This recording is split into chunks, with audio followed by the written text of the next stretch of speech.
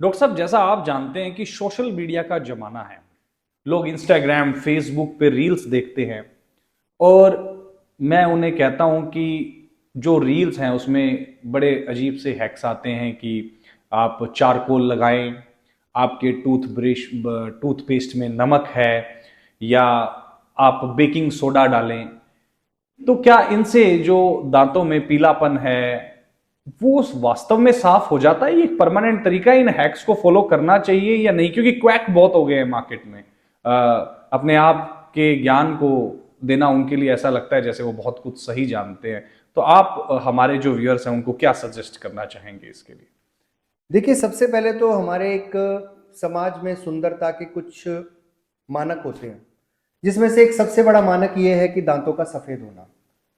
और मैं कहीं न कहीं इसके विरोध में हूँ कि लोगों को ये लगता है कि सिर्फ़ सफ़ेद दाँत ही स्वस्थ दाँत होते हैं। ये एक सोशल मीडिया या फिर टीवी के ज़रिए से हमारे मन में डाल दिया गया है कि सफ़ेद दाँत ही स्वस्थ दाँत हैं, मगर ऐसा बिल्कुल नहीं है।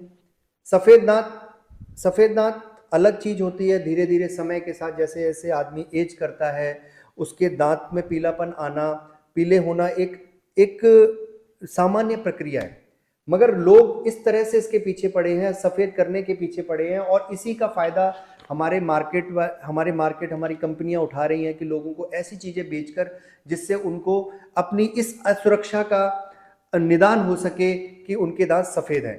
तो मैं ये लोगों को बताना चाहूँगा कि पहली बात तो पीलापन कोई भी ऐसी चीज़ नहीं है कि आपके दाँत खराब हैं, पीले हैं तो खराब हैं और सफ़ेद हैं तो स्वस्थ हैं। और जहाँ तक इन चीज़ों का इस्तेमाल करने का सवाल है, तो ये कतई नहीं करना चाहिए, क्योंकि कहीं न कहीं ये चीज़ें ज़्यादा अब्रेसिव अब्रेसिव मतलब ज़्यादा रगड़ खाने वाली होती है, जिससे हमें दाँतों पे जब भी हम इनको रगड़ रहे हैं, तो दाँतों की ऊपर की परत को हम खराब कर रहे हैं। तो कहीं न कहीं हम सफ़ेद करने के चक्कर में अपने दाँतों को खराब कर रहे हैं।